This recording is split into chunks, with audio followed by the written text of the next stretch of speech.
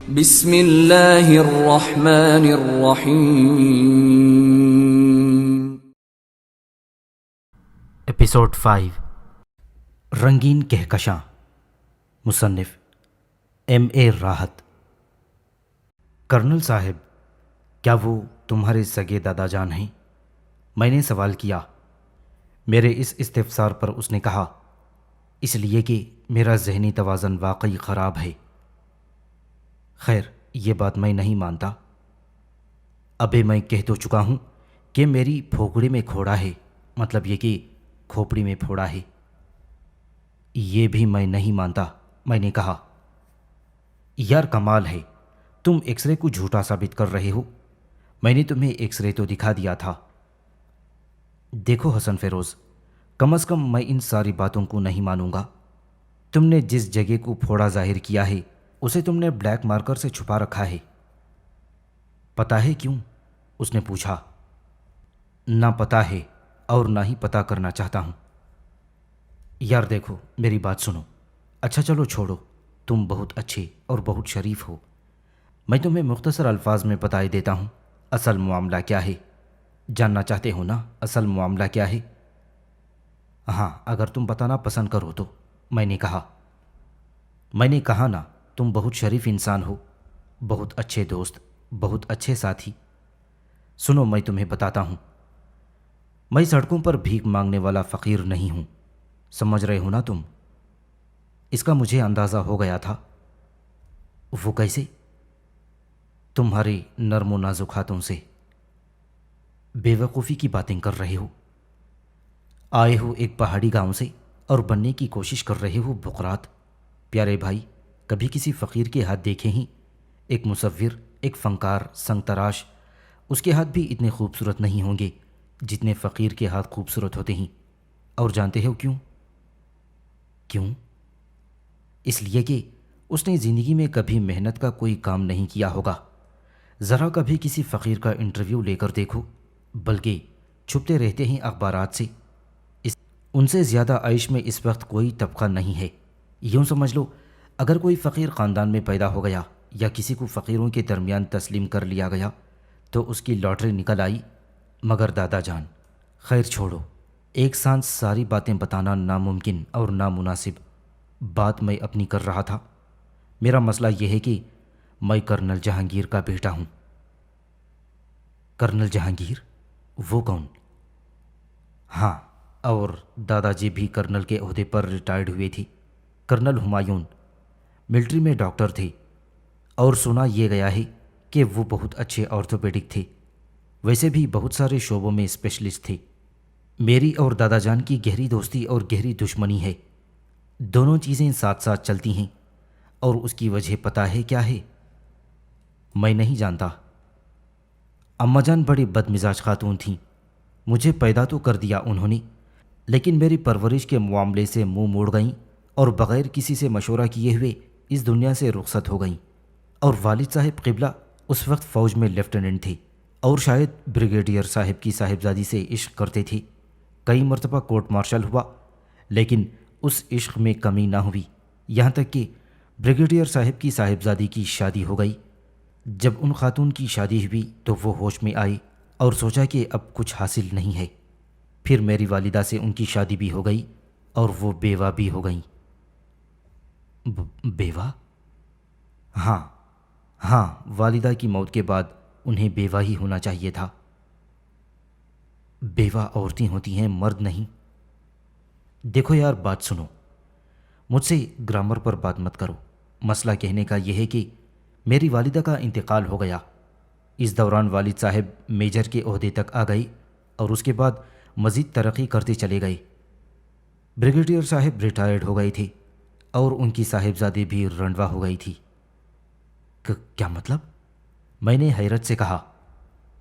پھر وہی گرامر کی بات کرو گی؟ مطلب یہ کہ ثروت آرا بیگم کے شوہر کا بھی انتقال ہو گیا تھا۔ دشمن کی گولی ان کے سینے کے پار ہو گئی تھی۔ والد صاحب کے دل میں پھر عشق کا بھوت جاگا۔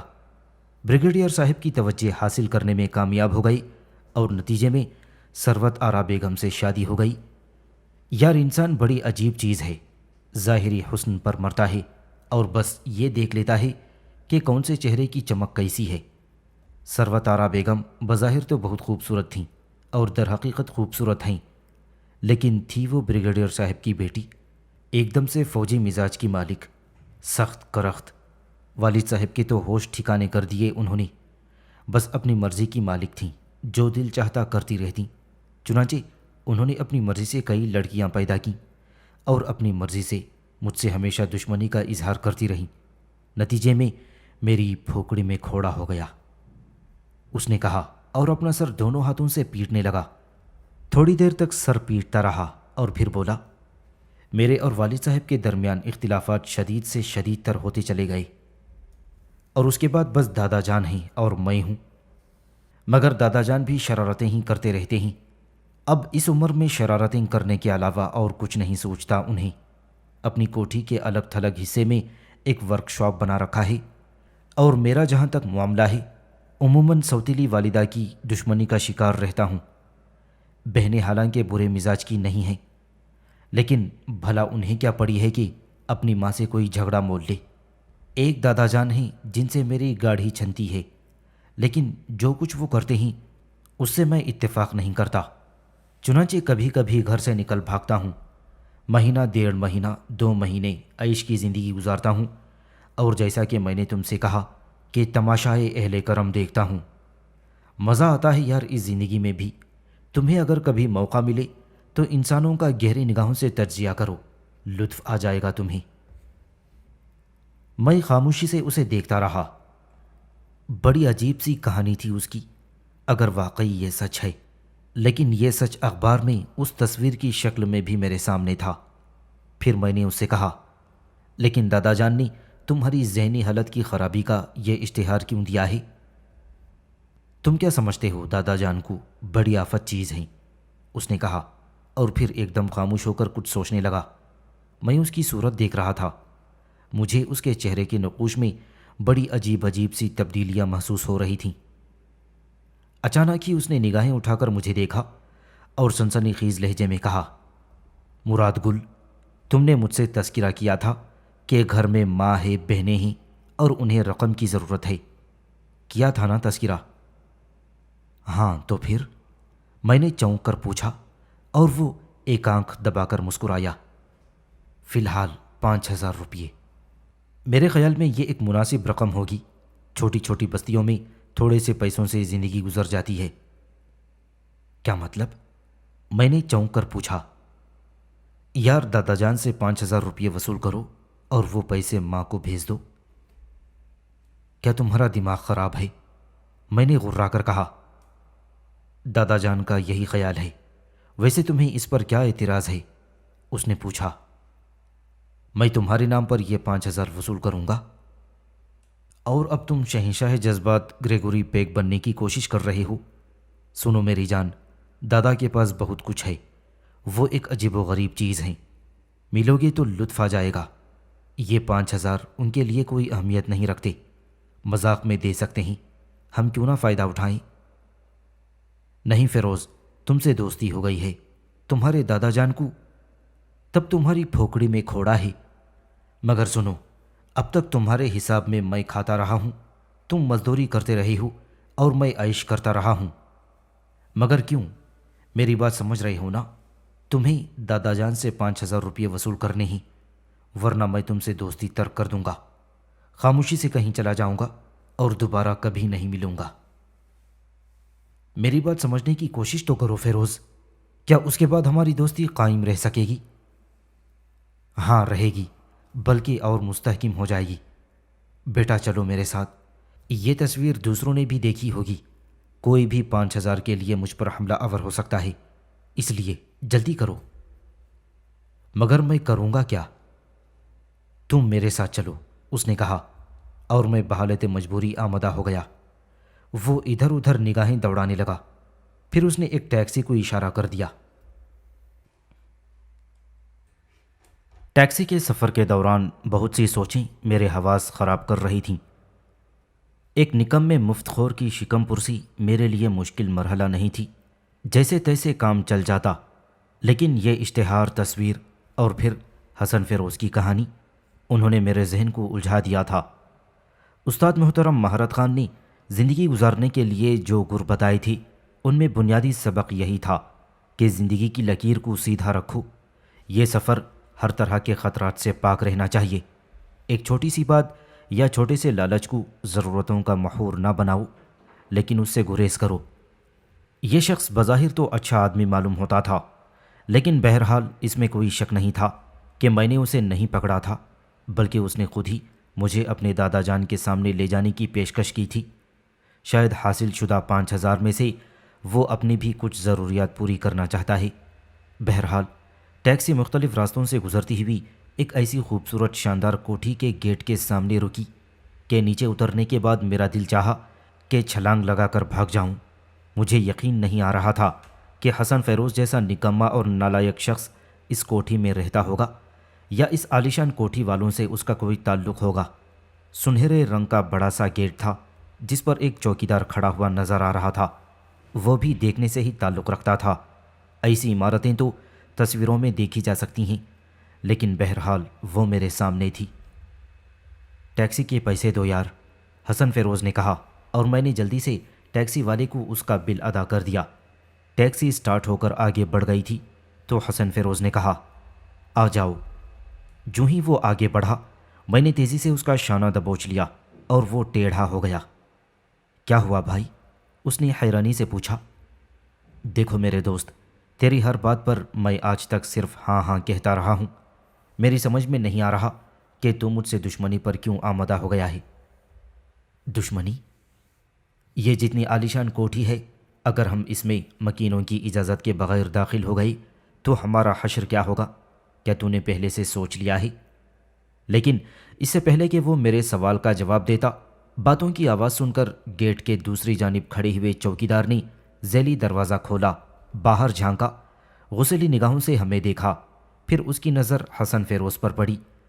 وہ چونکا، تعجب سے اسے دیکھا، اس کے بعد کھڑکی سے اس طرح باہر نکلا جیسے پنجرے کا بند دروازہ کھلتے ہی چوزا پھدک کر باہر آ جاتا ہے۔ باہر آنے کے بعد وہ پھر سے اندر گھسنے لگا۔ حسن فیروز نے عقب سے اس کا گریبان پکڑ لیا اور وہ رک گیا۔ یہ تو کیا کر رہا ہے؟ صاحب، خوش ہو رہا ہوں۔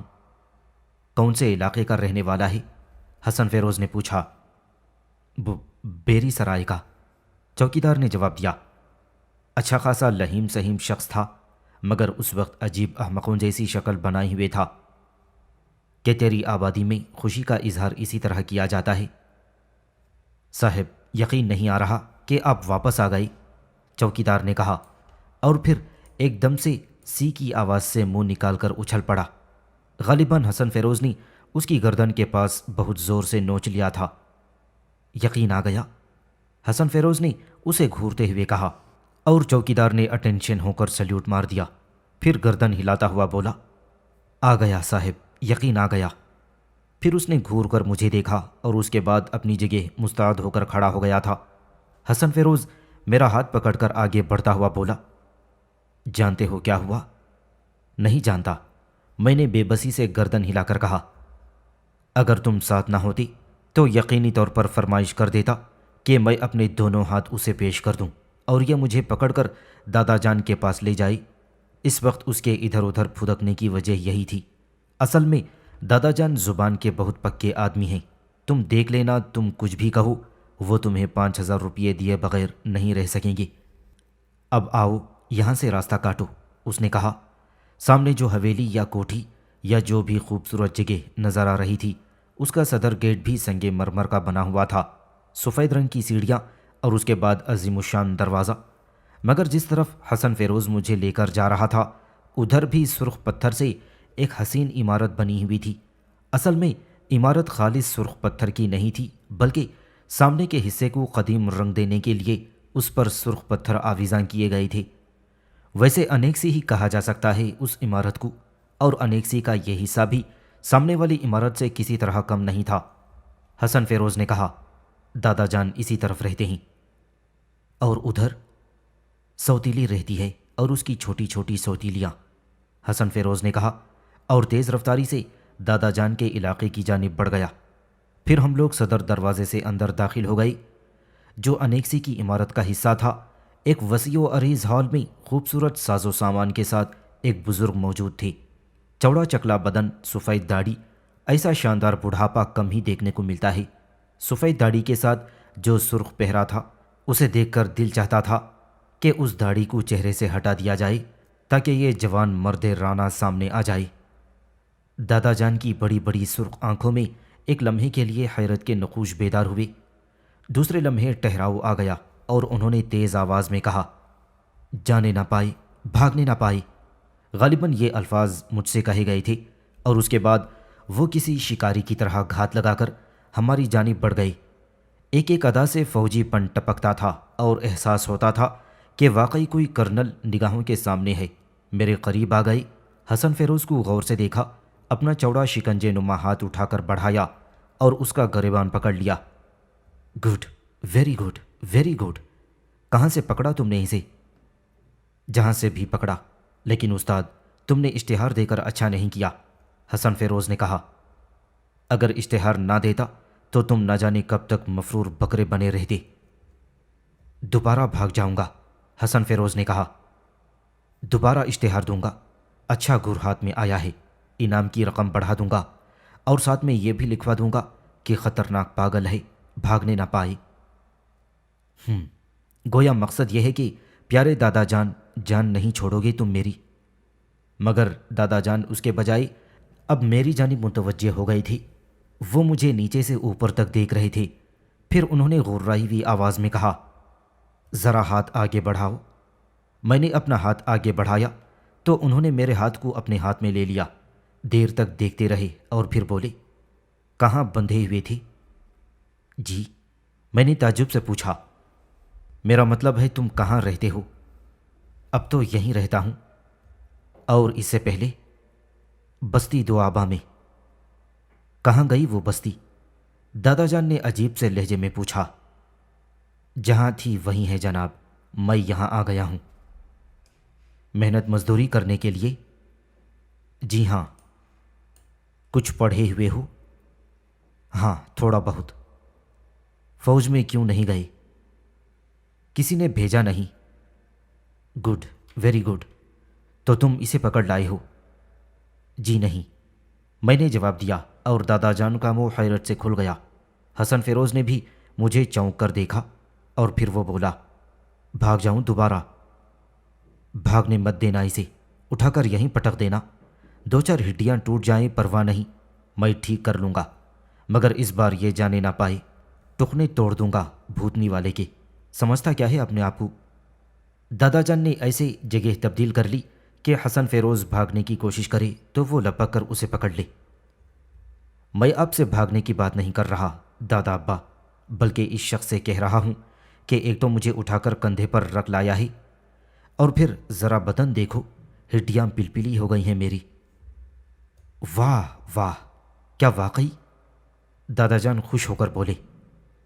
میں نے آپ سے عرض کیا نا جناب کہ میں انہیں نہیں لایا، بلکہ یہ مجھے یہاں لائے ہیں۔ میرے بہت اچھے دوست ہیں، ہم کئی دن سے ساتھ رہ رہے تھے، ساتھ اٹھتے بیٹھتے تھے۔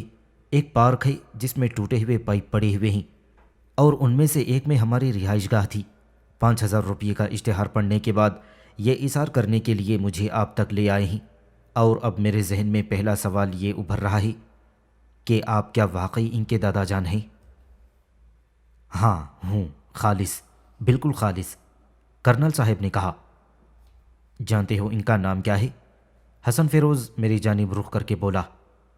ہاں جانتا ہوں، وہ تو میں نے بتایا تھا کہ ان کا اصل نام کرنل حبیبی ہے، سمجھ رہے ہو نا؟ کیا؟ کرنل حبیبی، حسن فیروز بولا، اور دادا جان نے ایک بار پھر قہقہہ لگایا۔ کہنے دو اسے جو کہتا ہے۔ اچھا تو یہ مقصد تھا؟ ویسے میں اس کا دادا جان ہوں۔ 5,000 روپے بہرحال تمہاری ملکیت ہو گئی، لیکن دوست، اس کے ساتھ ساتھ اب تم سے بھی ذرا دو ہاتھ کرنے پڑیں گے۔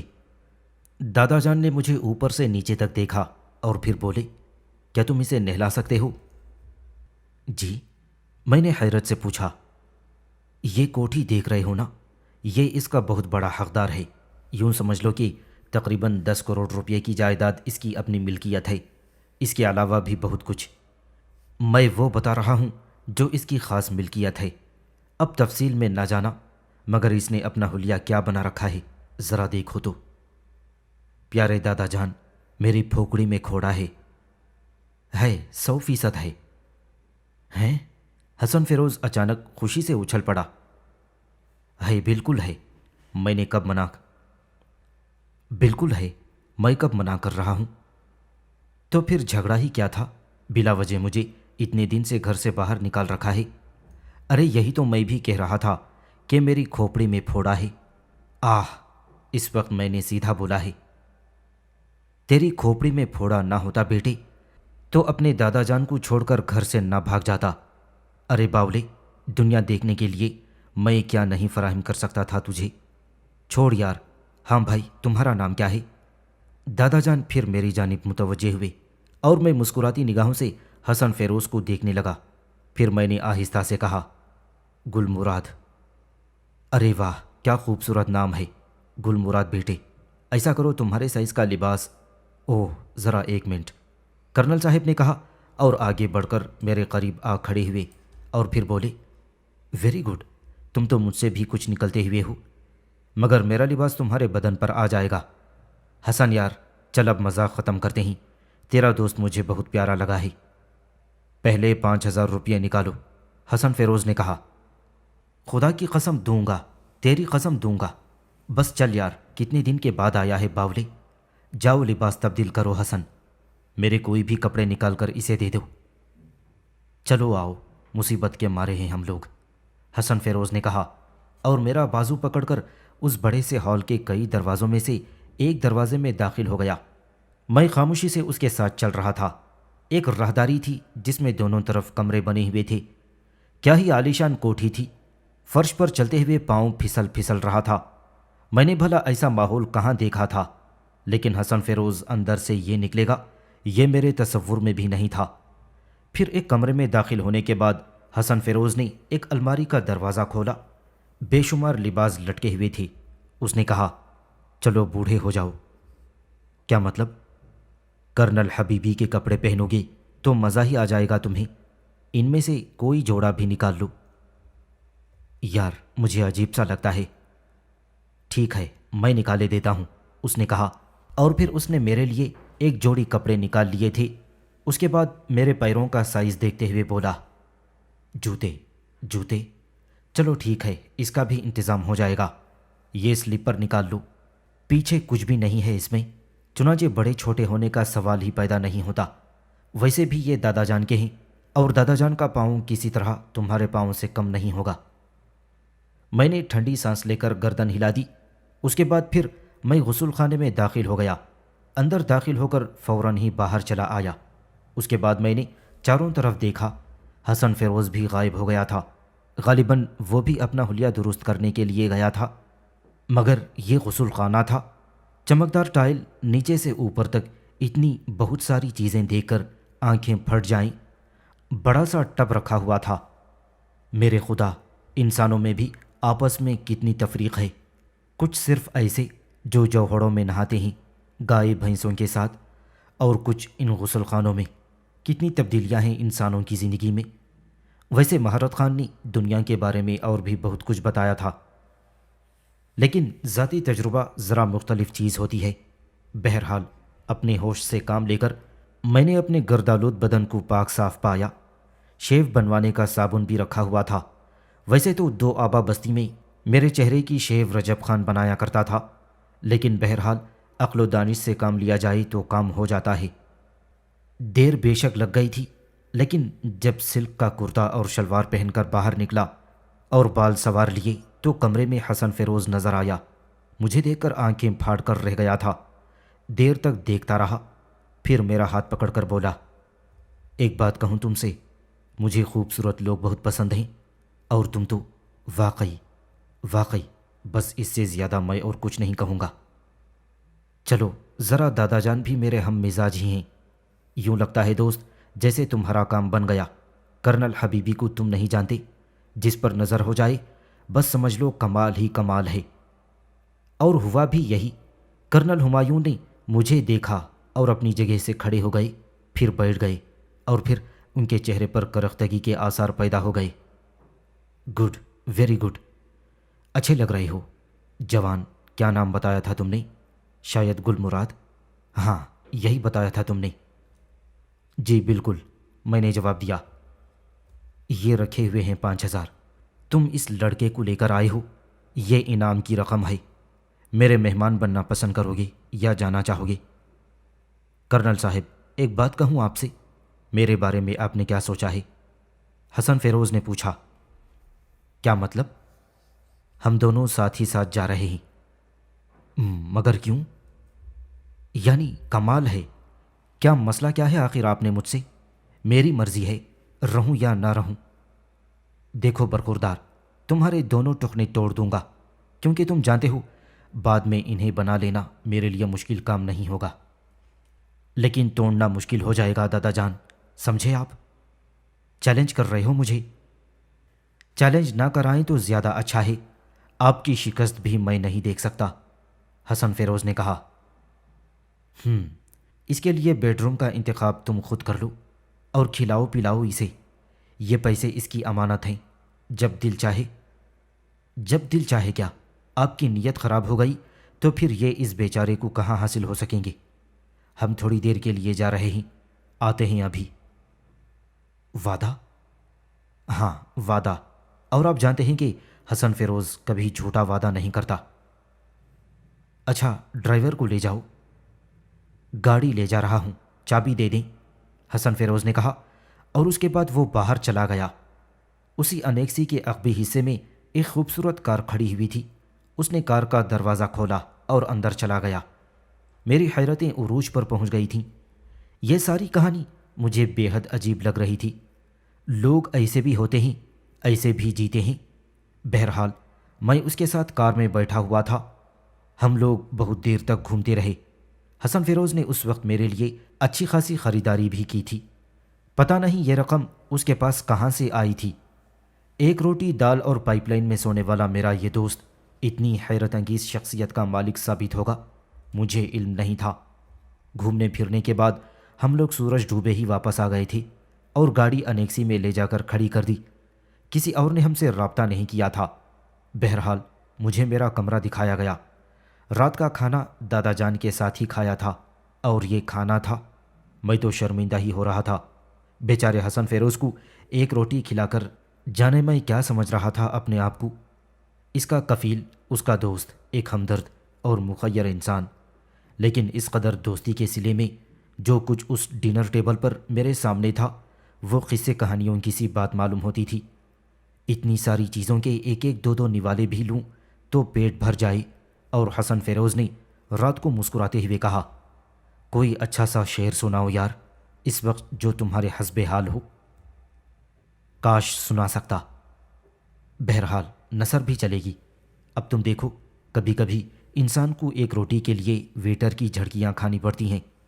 جس ہوٹل میں پہلی بار تم نے مجھے کھانا کھلایا تھا، وہاں کا ویٹر مجھے انٹرنیشنل مفت خور کہتا ہے، اور مجھے اس لفظ میں مزہ آتا ہے۔ خیر، بہرحال یہ جمہوریت کا زمانہ ہے، بھلا اس پر کیا کہنا، کیا سننا۔ پھر میں خاموش رہا۔ اس شخص نے بہرحال مجھ پر بہت احسان کیا تھا۔ 5,000 روپیے کا منی آرڈر ماں کے نام کر کے دل کو اس قدر سکون کا احساس ہوا تھا کہ بیان سے باہر ہے۔ بہت بڑی رقم تھی، اور بستی دو آبا میں رہنے والوں کے لیے نہ جانے کتنے عرصے کے لیے کافی۔ لیکن بہرحال مجھے اس سے زیادہ اور کچھ چاہیے بھی نہیں تھا۔ ویسے حسن فیروز کا مل جانا میری تقدیر کے دروازے کھولنے کے مترادف تھا۔ کم از کم کرنل ہمایون اور حسن فیروز میرے لیے کسی ایسی ملازمت کا بندوبست ضرور کر سکتے تھے جو آگے چل کر شاندار ثابت ہو۔ رات ہو گئی۔ بہت دیر تک باتیں کرنے کے بعد حسن فیروز اپنے کمرے میں چلا گیا اور میں اپنے کمرے میں آ کر لیٹ گیا۔ آرام دہ مسیری پر سوتے ہی دل تڑپ رہا تھا کہ کاش ماں کے لیے اور بہنوں کے لیے بھی یہی ماحول مہیا ہو سکتا۔ جانے کیسی کیسی سوچوں کے درمیان نیند آ گئی، اور آنکھ اس وقت کھلی جب مجھے محسوس ہوا کہ جیسے کوئی میرے دروازے سے اپنی پشت رگڑ رہا ہو۔ چند لمحوں تک تو ماحول سمجھ میں ہی نہیں آ سکا، اور پاؤں اس طرح اینٹوں سے ٹکانے کی کوشش کی تھی کہ پھسلنے سے بچ جاؤں۔ پائپ لائن میں محسوس کیا تھا اپنے آپ کو۔ جس سے ویسٹ اوپن ہوا آتی تھی، لیکن اس کمرے میں شاید اے سی چل رہا تھا۔ کمرہ ٹھنڈا تھا۔ پھر آہستہ آہستہ حواس جاگ گئے اور میں نے کچھ قدموں کی چاپ سنی اور دیوار پر لگی گھڑی میں وقت دیکھا۔ رات کے 3 بج رہے تھے۔ 3 بجے یہاں کیا ہو رہا ہے؟